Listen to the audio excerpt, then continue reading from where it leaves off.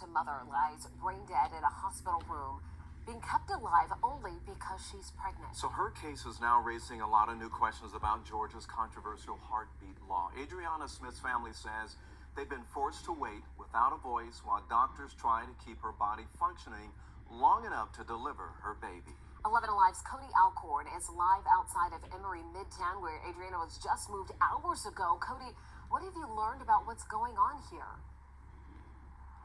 Well, Jennifer and Ron, Adriana has been on a ventilator for the past 90 days. Now, as you mentioned, she was moved here just hours ago, so doctors can deliver her baby when it is time. Her family visits her every day, including her young son, who believes his mom is just sleeping. A crushing emotional toll, as you can imagine. The family says it's been made worse because they have no say on what happens next.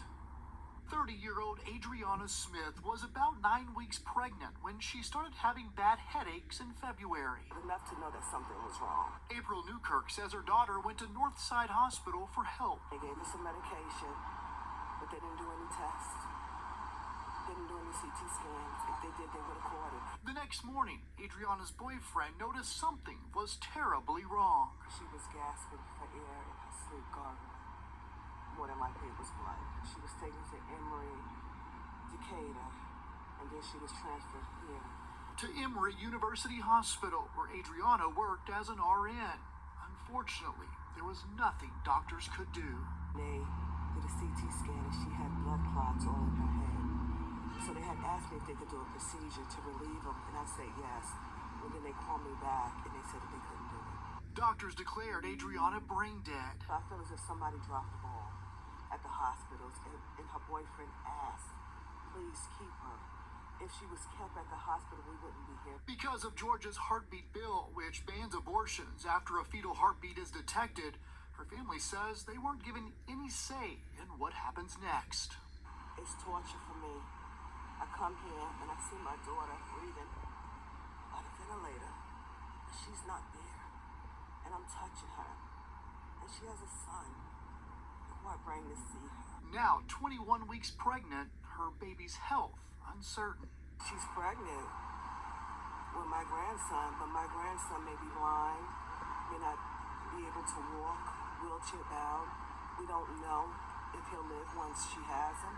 A situation she says no one should be forced into. It should have been left up to the family, because I'm in my 50s, her dad is in his 50s, so we're going to have the responsibility with her partner to raise her sons, you know?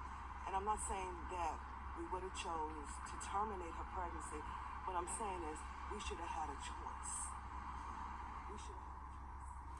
It's likely doctors will not induce Adriana for at least another month. And it's not just the baby's health the family is worried about, also a medical bill. They say that continues to grow every day. All right, Cody, thank you so much. We know you'll continue to follow this story for us. And right now, under Georgia law, once a fetal heartbeat is detected, abortion is illegal, even in cases like Adriana's. In most states, decisions would defer to the mother or the next of kin, especially if the baby is unlikely to survive. But because Adriana is brain dead and no longer technically at risk herself, the law requires doctors to keep her alive until the baby can survive on its own. Hey everybody, it's Tony Robbins. So how do y'all feel about that? Like, how do y'all feel about that? Like, I want to know how y'all feel about that.